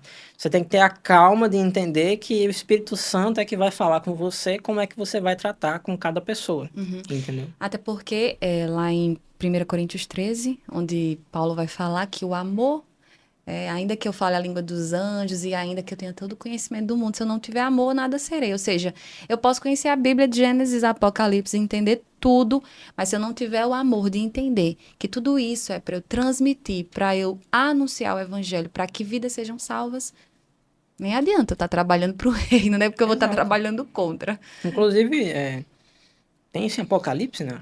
A capítulo 2, a Uhum. igreja de Éfeso, quando ele exorta a igreja de Éfeso, falando que ela abandonou o primeiro amor, Sim. né? E era uma igreja de alta performance, vamos usar essa expressão, performance religiosa. Eles eram pessoas que não aceitavam os falsos mestres, né? Eles colocaram à prova os falsos apóstolos, descobriram que eles eram pessoas falsas. Uhum. Eles sofreram por causa do nome de Jesus. Então, eles eram pessoas que realmente estavam vivendo ali, pelo menos no nível das obras, o que Jesus tinha prescrito. Mas abandonou o primeiro amor. A gente fica pensando, como assim eles abandonaram o primeiro amor? Eu acho que eu acho não, eu começo a ver claramente que a gente, eu, você, os demais que estão em ministério há mais tempo, Uhum. nós podemos ver claramente que se a gente enfraquece em três coisinhas muito importantes na nossa vida, a gente pode acabar vivendo essa palavra de maneira superficial. Entendo. Ou seja, não mais pela fé, não mais por uma convicção de coração naquilo que é a vontade de Deus, mas simplesmente por fazer. Entendi. Vira tipo uma coisa automática. Rotina, Aham. automático. Você não está mais ali num propósito de coração, só simplesmente fazendo. Que é É. o quê? O trio de todo cristão tem que ter na vida dele, né? Oração, meditação na palavra e jejum. Uhum. Oração, meditação e jejum. Você tem que orar. A Bíblia fala orar sem cessar, permaneça, Sim. dediquem-se à oração. Palavra, por quê? Se você não entender, você não tem como frutificar, Isso. né? Aham. Mateus vai falar que, por um lado, o primeiro coração do meio do caminho é o que não entende, mas o último coração, o que dá frutos, é o que ouve a palavra e a entende. E a entende. Os apóstolos ficaram sobremaneira impressionados em Marcos 6, quando eles naquele episódio onde Jesus ele anda sobre a água, Uhum. porque eles não entenderam o milagre dos pães. O coração deles estava endurecido. Endurecimento de coração está diretamente relacionado à capacidade de entender a palavra de Deus, entender claramente, entender o porquê das coisas, entender Deus, por que ele faz o que faz, como ele faz as coisas, como é a justiça dele, como é que ele julga as pessoas, compreender as Conhecê-lo. coisas. Então, meditação na palavra. Se o cara não consegue orar e o cara ele não medita na palavra para crescer em entendimento, é um E, problema sério. Você não vai conseguir é, frutificar desse jeito. e a meditação na palavra, quando você ora, você está falando com Deus. E para você ouvir Deus, você precisa conhecê-lo através das Escrituras. E meditar na palavra é justamente ficar pensando. Eu gosto de fazer comparações bem simples. Por exemplo, sabe quando alguém manda uma mensagem para você e às vezes você fica lendo várias vezes para tentar entender o que foi que a pessoa disse? Uhum. Da mesma forma é a Bíblia. Então, só que aqui é a voz de Deus. Eu vou ficar meditando para entender o que Jesus quis dizer, né? O porquê você fez a pergunta, né? Por que na passagem de Marcos foi dessa forma? Então, você está meditando, porque você está buscando. Então, buscai o Senhor enquanto se pode achar, porque essa busca mostra o interesse no seu coração de conhecer a Deus e provar de um relacionamento com Ele. A oração, muitas pessoas entendem assim como algo tipo chato, eu tenho que orar. Sabe, mas para mim oração é conversar. Eu estou conversando com você aqui, então eu passo o meu dia, o tempo todo que eu estou fazendo, eu estou conversando com Deus. Eu estou em todo tempo, em toda ocasião, orando, que é o quê? Conversando com aquele que me criou, conversando com aquele que enviou o seu filho por amor à minha vida, né? Para que eu fosse redimida, para que eu me reconciliasse novamente com ele. Então, eu entendo assim, a oração para mim eu falo, bom dia, pai, boa noite. Eu falo, Senhor, me dá direção, o que eu posso fazer. Então, é uma conversa. É um podcast direto Todos com os dias, Deus. 24 horas É de um podcast podcast. direto com o Senhor, com Deus, com o nosso Pai. Então, a gente entender isso para que a gente viva um relacionamento verdadeiro. E só para acrescentar, eu estava lendo João 21, que é aquela passagem que Jesus, ele ressuscitou e ele aparece pela terceira vez para os discípulos. E eu fiquei. E o que eu gosto de imaginar a cena, né? Quando a gente busca, assim, a gente vai lendo, a gente fica imaginando como é que foi aquilo. E Jesus vê eles lá, né, pescando novamente, e aí Jesus fala assim, né, que a paz esteja com vocês. E aí Jesus prepara ali um peixe, acho que é um peixe, um É. pão, para que todos eles possam comer e conversar. E eu fiquei pensando, meu Deus, imagina, hoje à tarde Jesus vem tomar um café aqui comigo, sabe? É sobre a gente ter esse entendimento que Deus, ele quer que a gente chegue no pleno conhecimento da verdade, justamente para a gente ser reconciliados novamente com Deus, para que a gente viva esse relacionamento, para que a gente entenda o amor de Deus. Uma vez que nós entendemos o amor dele, uma vez que nós entendemos que o que Deus quer é dizer assim, filho, senta na mesa, filha, senta na mesa, porque eu quero que você volte para casa. Sabe, você é a ovelha desgarrada. Ei, eu enviei meu filho para que o caminho fosse reaberto, para que você sente novamente aqui na mesa e a gente possa cear junto. Por isso que ele fala, eis que estou à porta e bato. Né? Aquele que disser sim, ele vai entrar, você vai abrir a porta, ele vai cear com você.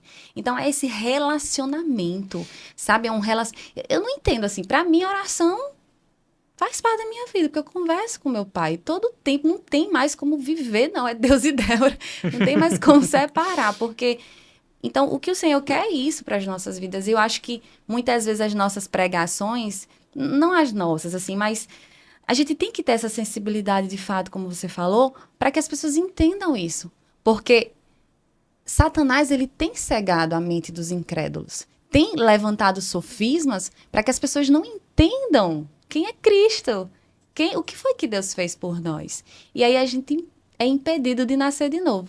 A gente é impedido de viver esse amor. Porque assim, é bom, não é não, Kevin? Diga Claro. aí, se não foi a melhor coisa da sua vida, o novo nascimento. Você consegue fazer uma comparação muito clara de onde você estava, no reino das trevas, escravizado em tantas coisas, né? Eu também passei por isso. E hoje você está no reino de Deus. E eu creio que o que mais você quer, o que eu quero, porque se você está em Cristo, a sua vontade aí no seu coração agora é a mesma dele. Que todos também possam provar dessa salvação. Que pessoas possam vir a Deus e experimentar paz, alegria no Espírito Santo, paz, justiça, amor. Eu acho muito fácil evangelizar, porque assim, de fato são as boas novas. Não é notícia ruim, não. É boa nova. Glória a Deus pela sua vida, Kevin. Eu queria só que você acrescentasse a questão do seu novo nascimento. Realmente, o tempo, eu não sei nem quanto tempo a gente tá aqui, mas que você falasse um pouco do seu nascer de novo. Assim, para as pessoas entenderem, já que a gente tá falando sobre esse assunto, né? Trazendo a questão da gente, pessoas que são incrédulas não entendem. Como foi seu novo nascimento, né? Porque eu creio que o que você vai dizer aí pode despertar no coração de alguém, quebrar-se um sofisma, para Amém. que a pessoa conheça essa Amém. Pois palavra. é. Eu sou filho de pastor, né? Já tenho um estereótipo grande aí É, né? dentro de Cobrado, filho de os filhos de pastor pastores. e como eu fui criado na igreja e as pessoas olhavam para mim enquanto o filho do pastor, né? E aí eu costumo dizer que realmente Deus não tem netos, né? Deus só tem filhos. Ah, boa. Então, ser filho de pastor não é ser crente, né? No meu caso. E assim, meus pais aceitaram Jesus Cristo mais ou menos quando eu nasci, né? Sim. Foi um pouco antes, ou foi um pouco depois, mas bem pouco tempo de diferença. E durante a minha infância, eu fui uma pessoa, o que os meus pais mesmo dizem a respeito de mim é que era uma criança que não parava quieta, mas ao mesmo tempo também era uma criança bem pura, né? Uhum. Por causa do contexto de criação e tudo mais, né? Provérbios diz, ensina a criança no caminho que deve andar, ainda quando ela envelhecer, não se desviará dele. Uhum. Então, o ensino deles fazia diferença para mim. E aí, quando eu fui envelhecendo ali, na época da minha adolescência, eu acabei entrando em contato com uma coisa que me afastou. Assim, se antes eu não tinha optado conscientemente por Jesus Cristo, mas estava ali sendo exposto ao ensino de Cristo, durante a minha adolescência eu me distanciei totalmente, mas totalmente mesmo, assim. Me endureci Influências, Kevin? completamente. Influências. Influências, né? E a pornografia, né, que Sim. foi quando entrou na minha vida ali. Eu fui exposto pela primeira vez à pornografia quando eu era criança, né? Na Nossa. verdade, em sala de aula. Eu lembro até da cena, assim, foi... As primeiras vezes, assim, que eu lidei com a pornografia, realmente eu sentia por dentro de mim como se algo tivesse sendo ferido, né? A Paulo, inocência. a inocência, a consciência, Nossa. o coração. Eu vejo assim, Paulo fala sobre pessoas, mestres, na verdade, ali, eu acho que é na carta de 1 Timóteo ou 2 Timóteo, que eles tinham a consciência cauterizada com ferro quente, né? A prática do pecado, ela vai insensibilizando você, como a gente falou no início aqui em Hebreus 3, né? Ela vai insensibilizando você, e ali eu fui tendo contato com isso, fui optando por isso, né? Eu não entendia realmente tudo que estava acontecendo, eu era Uhum. criança, mas aquilo foi exercendo poder sobre mim, influência sobre mim, né? Conhecendo aquele prazer da pornografia. Foram sementes do mal, né? Foram. E aí, na adolescência, eu me afundei completamente em pornografia e masturbação. Foi uma coisa horrível pra minha vida. Eu me tornei uma pessoa que não tinha alegria com nada. A pornografia, ela mexe com o que a gente chama de mecanismo de recompensa do cérebro. Então, você se torna uma Sim. pessoa que tem uma dopamina, uma descarga de dopamina muito fácil por causa do orgasmo. Sim. E você dificilmente vai ter ânimo para querer fazer qualquer coisa que exija um mínimo de esforço. Então, eu me tornei uma pessoa bem morta por dentro. Eu não tinha muito interesse em nada, assim. A minha vida realmente era... Não tinha perspectiva, não. Os meus sonhos, não tinha muito sonho, não tinha nada disso. E aí eu tava ainda na igreja. Eu tava na igreja, né? Vi aquele conhecimento bíblico, os meus pais até conseguiam explicar de maneira que eu entendia o conhecimento bíblico, mas não fazia diferença nenhuma para minha vida, né? Que Eu coisa. não tinha, eu vou dizer, coragem de negar Jesus diante das pessoas. Às vezes eu até entrava em discussão bíblica, assim, e falava, assim, de alguma coisa que eu sabia sobre a Bíblia para a pessoa, mas realmente não vivia nada daquilo, né? Era uma pessoa que tinha a boca suja, falava bastante palavrão, era uma pessoa viciada em pornografia e que ia para a igreja mais por obrigação dos meus pais mesmo. Entendi. Graças a Deus que eles me obrigaram a ir para a igreja, porque pelo menos eu aprendi alguma coisa lá do futuro, que foi útil para o que eu vivo hoje, né? Aham. Mas tava nisso aí. E assim, eu nunca decidia largar aquilo e ir para Jesus Cristo, né? A Bíblia fala assim, Jesus fala, né? Porque você viu, você creu, bem-aventurados os que não viram e creram, né? Fala para, como é que é? Tomé, É que Tomé? é chamado de incrédulo, né? Tomé. Pronto, que é chamado de incrédulo. Eu sou tipo Tomé, né? Infelizmente, Você né? era, né? Eu era como Tomé, né? E não tomava essa decisão. E meus pais, e aí vem uma questão muito importante sobre os pais e os filhos, né? Que meus pais, eles sempre intercederam pela minha vida, né? Não desistiram. Eles sempre estavam orando, eles fizeram vários jejuns. E aí, mais ou menos ali, para os meus 20 anos, talvez tenha sido entre os 19 e os 20 anos de idade, eles estavam fazendo um jejum realmente ali bem focados assim pela minha vida para que alguma coisa acontecesse. E aí foi quando eu comecei a ter uma visão espiritual da minha situação. Eu comecei a ver realmente o que é que estava ao meu redor em espírito, né? A Bíblia diz que os que não são filhos de Deus são filhos do diabo, porque estão sujeitos ao domínio do diabo, Estão né? São escravizados. escravizados, eles não conseguem parar de pecar. Então eu comecei a ver quem é que me acompanhava, né? E não era o Espírito de Deus. Né? Eu costumo brincar, né, que as pessoas aceitam Jesus quando têm um encontro com Jesus. Eu aceitei Jesus quando eu tive um encontro com o capeta, né? Eu comecei a ver realmente os demônios assim, a minha visão começou a se abrir. Ah, E eu comecei a ver, eu não sei se era o diabo, não interessa. Eu via demônios ali, eles vinham falar comigo, foram experiências horríveis. É, teve vezes que eu tava no meu quarto, do nada um demônio chegava assim, sentava em cima de mim, eu deitado na cama, não tava dormindo, tava acordado, mas sentava. e você via mesmo. Eu via mesmo. Vinha e falava comigo E coisas você e escutava eu tudo. escutava a voz dele clara assim. E nas primeiras vezes eu nem decidi, pra você ver, né, como é que é o nível da resistência ali. Eu não decidi por Jesus Cristo. Eu ficava, não, eu vou mudar de vida, eu tenho que mudar de vida. Mas não mudava de verdade. Aham. E aí teve um desses episódios de madrugada, tava no meu quarto e aconteceu aquilo ali. E eu cheguei à conclusão e disse, bom, se tinha alguma dúvida de que Deus era real, não dá pra ter mais porque eu sei que você é bem real, né? Capeta, eu sei que você é bem real. Então, é, se você é real, Deus com certeza é tão real quanto.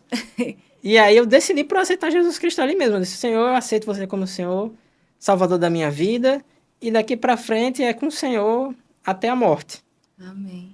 E a partir dali foi que eu comecei realmente a lutar contra o que estava errado na minha vida.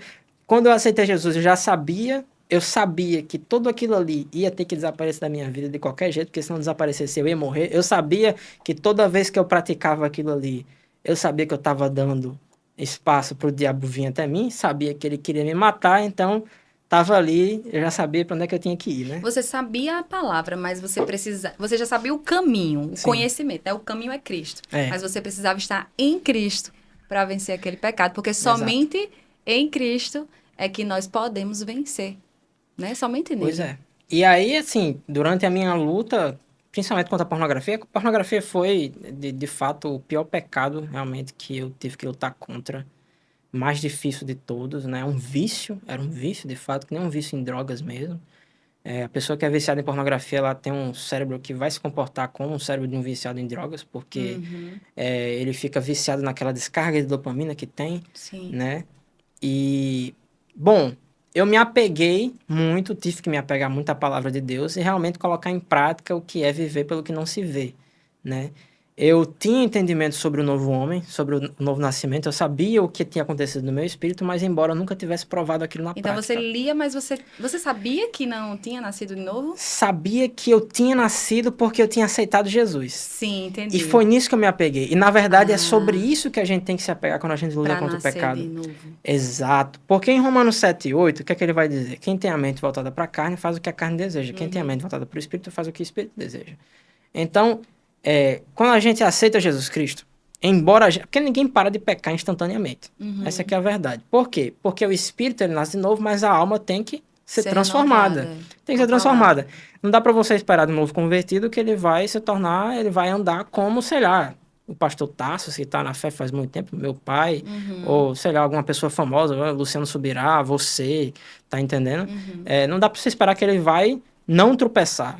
Claro que ele vai tropeçar, de algum jeito, né? A ideia é que ele não continue a tropeçar. Uma hora ele tem que Sim, parar. sim. Porque a graça de Jesus liberta do pecado. Se você anda pelo Espírito, Paulo vai dizer, né? Vivam pelo Espírito e de modo nenhum satisfarão os desejos da carne. É porque o Espírito Santo é poderoso, né, para ressuscitar um morto. Então, Exato. imagine nos fazer vencer sobre os pecados. Inclusive, a gente pode até abrir um parênteses aqui a respeito disso, sobre as pessoas que elas não entendem que quando você está em Cristo, não é para você continuar a pecar e não acontecer nada, você não ir para o inferno porque Jesus morreu por você. A graça de Deus, ela tem um propósito de te ensinar. Tito vai dizer, na carta de Tito, Paulo vai explicar, que a graça se manifesta salvadora a todos os homens e ela nos ensina a abandonar as paixões da carne, as paixões mundanas, e a viver de maneira santa. Então, a graça ela vai te libertar do poder espiritual que o pecado tem sobre você, ou seja, Satanás não tem mais autoridade sobre você, você pertence a Cristo, e ela vai te ensinar. Então, conforme a sua mente deixar de ficar apegada aos impulsos do corpo que estão sobre a lei do pecado, né, Romanos 7, estão sobre a lei do pecado. Não vai ter como mudar isso aí. Tua carne vai continuar sem submeter à lei de Deus. Mas a sua mente, a qual a carne está sujeita, e a qual o espírito também está sujeito, a sua mente, a sua alma, ela vai ter que decidir, ela vai ter que entender e se voltar para o espírito para andar de acordo com essa realidade. E aí, quando eu estava nessa luta, depois de ter aceitado Jesus Cristo, eu me apegava firmemente ao que está em Romanos, que é: vocês não serão dominados pelo pecado, porque vocês não são dominados pela lei, vocês não são controlados pela lei, mas pela graça. Ou seja, se eu sou controlado pela graça, é a santidade de Jesus e a justiça de Jesus Cristo que vão me guiar. Nesse caso, a minha vida vai ser uma vida de santidade. Kevin, então foi um processo de você ser lavado pela palavra para abandonar as Ser práticas. lavado, mas eu diria que... Mas teve um ponto crucial? Teve. E assim, é exatamente sobre você dar mais ouvidos à palavra do que você dá ouvidos à sua carne. O desejo pecaminoso, ele não vai sumir do seu corpo. Jejuar, orar e ler a Bíblia não vai tirar o desejo pecaminoso do seu corpo. A gente ainda está sujeito a ser tentado, mesmo depois que a gente nasce de novo. Muitos cristãos, às vezes, eles podem perder o ânimo de batalhar contra o pecado por confundir o desejo pecaminoso com o que eles são. Entendi. Um problema de identidade. Você tem que escolher qual identidade você vai assumir. O corpo, a identidade continua o pecado, não mudou. O espírito, a identidade é o quê? Jesus Cristo. Então, em Jesus Cristo, a gente vence o pecado e a gente vai ser santo como ele é santo. Não é para ficar pecando. E aí, essa escritura, em Hebreus, ele explica que na luta contra o pecado, vocês ainda não chegaram ao ponto de derramar o próprio sangue. Então, Jesus fala que se teu mão te faz pecar, arranque e lance fora. Então, a Bíblia usa uma imagem bem vívida de que, meu amigo, pecado não é para quem está em Deus. E aí eu comecei a lutar contra isso. Mas a minha luta, ela estava bem difícil. E assim, E eu creio que era de fato posso dizer, uma muralha, assim, porque foi plantado uma semente lá na sua infância. Então, foi algo que enraizou, digamos assim, estava ali, precisava ser arrancado, precisava ser tirado. E somente o poder da palavra, né? Ou esse ponto crucial aí que você vai contar, esse momento que você vai... Que você até falou antes de começar a gravar. a nossa dificuldade, eu diria, na vida cristã, para qualquer coisa que seja, eu tenho... Cada vez mais que eu vivo em Cristo, eu compreendo isso. A nossa maior dificuldade é a gente conseguir acreditar mais na palavra do que no que a gente vê ou sente. Ou no que passamos, né? No que passamos. Então, a gente viu isso no texto inteiro, né? A questão dos apóstolos. A gente vê o que está na palavra e dizer: isso é a verdade, e ponto final. Isso é a verdade. Eu vivo de acordo com isso aqui. Isso é a realidade das coisas. Que é o que não se vê, que é o Espírito, né? A palavra revela o que é Espírito. Então, a gente precisa viver mais no que é na palavra do que no que a gente está vendo. E aí, durante a minha luta contra a pornografia, o que acontecia é que quando acontecia uma queda, um tropeço, né, na minha libertação, existia uma forte tentação de desistir. Porque existia uma forte mentalidade de talvez pensar assim... Tipo, você não vai conseguir, né? Satanás talvez, sempre... tá ali o prazer, vai atrás, entendeu? Você não vai conseguir, talvez seja realmente isso que você é, entendeu? Entendi. Você continua sendo pecador. É colocar o erro na identidade, Exato. que não é. É a mentalidade segundo a carne, né? Querendo tomar conta de você. Entendi. E aí, assim, um desses episódios foi numa noite, né? Que eu acabei caindo no pecado. E aí eu realmente chorei muito. Eu me entristeci ali. Foi a primeira vez que você praticou e se entristeceu. Eu me entristeci sobremaneira. Eu me entristecia sempre antes. Depois que, assim, quando a pessoa nasce de novo, não tem como você dizer que você não se entristece com o pecado. O pecado vai causar tristeza. O que você entende que é errado, você vai praticar o que é errado, a sua consciência vai te acusar. Entendi. Você vai saber que é errado. Então, eu me entristeci, mas nessa noite em específico, eu me entristeci muito, assim. Eu chorei muito, assim, eu fiquei muito decepcionado comigo mesmo. E aí eu peguei e falei assim com o Senhor, orei, chorando mesmo. E orei claramente, dizendo o seguinte: Senhor, eu acredito que se o Senhor se revelar a mim, alguma coisa vai mudar. Eu quero uma revelação de quem o Senhor é. Eu preciso disso. Uau. E eu fui dormir Uau. orando, chorando. E dormi. E aí, de madrugada, eu tive um sonho, né? E nesse sonho, até um detalhe interessante, acho que eu nunca falei isso pra ninguém, com exceção, acho que dos meus pais, da minha esposa. Mas assim, no sonho, naquela época que estava acontecendo isso, que eu estava voltando contra a pornografia, eu andava muito de bicicleta. Um detalhe legal sobre esse sonho. Eu andava muito de bicicleta. Nesse sonho, é como se todo mundo andasse de bicicleta. E nesse sonho é como se todo mundo tivesse numa BR da vida, numa via, né? Dessas asfaltadas, uma via relativamente larga, e tinha uma espécie de linha de partida. E aí todo mundo estava nessa linha de partida e todo mundo tinha que ir o mais longe possível. Uau. Era basicamente esse o propósito. Você tem que chegar o mais longe Uhum. possível. Só que chegava meio que no final do dia, entre aspas, e aí chegava um novo dia. E parecia que todo mundo voltava para o início da largada e tinha que Que fazer isso de novo. interessante. É. Aí, assim, eu ficava indo, aí voltava no outro dia, ia de novo, voltava no dia de novo. E aí, no meio dessas idas e vindas, eu ficava pensando assim. Eu olhava para a largada, tinha uma outra via. Essa via era como se ela começasse ali onde estava a minha largada e ela fosse para outra direção contrária, bem longe assim, não dava para mais ver onde acabava. Uhum. Nessa via tinha um homem que ele ficava lá parado, como se estivesse esperando, numa bicicleta assim. Eu via ele como ciclista, né? E aí assim, ao meu ver, eu olhava para ele e parecia que ele era muito incrível. Eu olhava assim e pensava, ele deve ser um cara muito experiente, deve ser alguém muito incrível. Eu não vou atrás dele, não. Eu não sei. Acho que eu não vou conseguir acompanhar esse cara, não. Aí ia reto. Teve uma hora, no sonho, que eu simplesmente vi que aquilo não estava levando a lugar nenhum. Eu olhava para aquele cara de novo e dizia, rapaz, bem que talvez eu pudesse falar com ele, porque isso aqui não tá dando em nada. Mas eu não sei se eu conseguiria acompanhar. Ele ficava muito nervoso de querer falar com ele, assim, de querer chegar perto dele. Você ficava. Eu ficava, tipo, será que eu vou Que conseguir acompanhar esse interessante cara? isso. Acho que eu não consigo acompanhar, não. Ele parece bom demais. Aí eu chegava e desistia.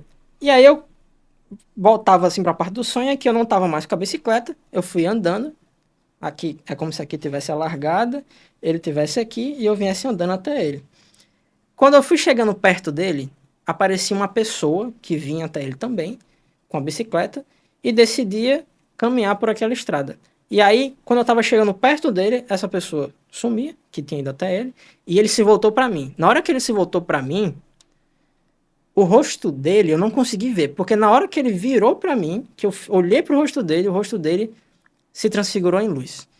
E aí, nesse momento, foi, assim, instantaneamente, essa luz, ela engoliu todas as coisas ao meu redor. Tudo foi engolido pela luz. Não existia mais nada, só luz. E a escuridão não podia apagá-la. E essa luz, ela não só me arrodeou completamente, como ela entrou dentro de mim.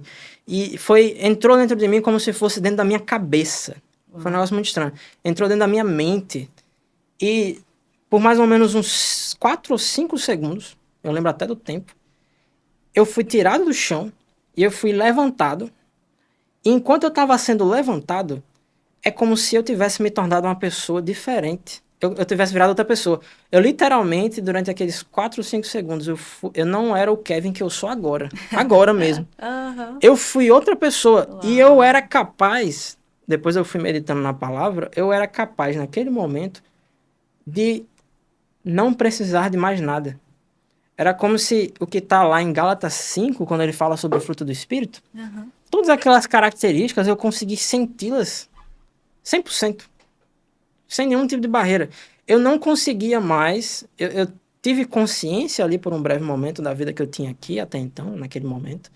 Eu sabia que existia essa vida, eu sabia que existiram dificuldades, mas eu não conseguia me lembrar. Eu tentava, eu só sabia que tinha, mas não conseguia me Só lembrar. que era tão perfeito que você estava experimentando. E aí eu sentia todas as coisas boas que eu poderia sentir ao mesmo tempo, conseguia discernir cada um desses sentimentos.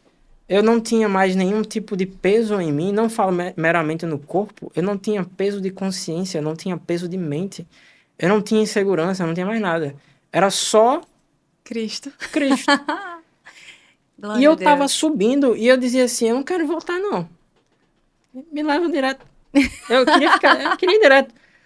Porque era algo, era assim, era incrível. Eu nunca havia sentido em toda a minha vida algo como eu senti durante aqueles 4 segundos.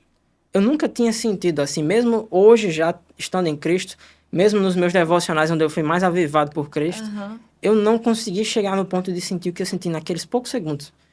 E aí eu fui sendo levantado, e é muito interessante que o sonho acabou enquanto eu estava sendo levantado e parecia que aquele momento eu tinha uma noção de espaço, eu estava sendo trazido e eu fui meio que vindo do chão e colocado no meu corpo, dentro da minha cama, no quarto. Eu sentia eu sendo colocado no meu corpo, sentindo o peso de volta do meu corpo, e aí eu abri o olho. Meu Deus. Aí eu disse, eu encontrei o Senhor. E aí eu comecei a chorar Você teve a muito. revelação. E aí eu entendi que, hoje eu entendo assim que o Senhor me mostrou ali foi realmente aquilo que aconteceu no meu espírito. Uhum. O fruto do espírito. Eu senti a plenitude de estar em Cristo. Você lê essa passagem entendendo plenamente, né, Kevin? Entendendo assim, com a memória realmente de sentimento de que é isso aí. E aí a minha luta contra o pecado mudou drasticamente, porque Uau, glória a quando Deus. vinha o desejo da pornografia, eu trazia imediatamente à A memória, memória, tipo, eu sou isso aqui em Jesus você Cristo. está em Cristo. Isso é muito melhor do que a pornografia. Aham. Isso é muito melhor do que o prazer que eu tenho com isso aqui. Eu não quero mais isso aqui, não. E aí eu consegui lutar, assim, de maneira muito mais fervorosa e realmente vencer o pecado. E não somente esse, mas dali para frente eu comecei a tomar cada vez mais consciência sobre o que é isso de ter uma mente voltada para o espírito, não para a carne. E entender claramente que essa palavra aqui, a menos que essa palavra aqui seja a sua identidade, de que você é de fato aquele novo homem.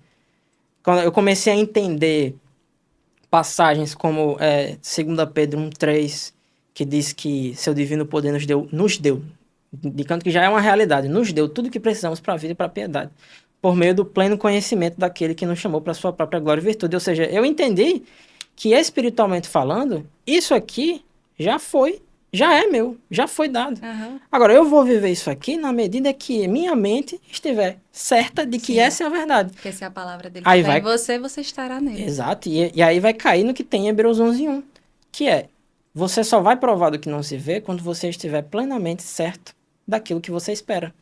Por isso que quando a gente vai entrar em passagem dos evangelhos, onde Jesus fala sobre oração e autoridade, Jesus ele fala coisas impressionantes. Uhum. Quando ele fala sobre oração, ele diz o quê? Quando vocês orarem, creiam que vocês já receberam. Veja só, você já recebeu, creia que você já recebeu. Olha como pode um negócio desse. Como é que eu vou pedir a Deus por uma esposa? Eu já fiz essa oração. Minha esposa veio, né? Minha esposa Emanuele, maravilhosa. Como é que você vai crer que você já recebeu se você não está vendo aqui? Seria uma loucura completa. Você estaria fantasiando. Mas não.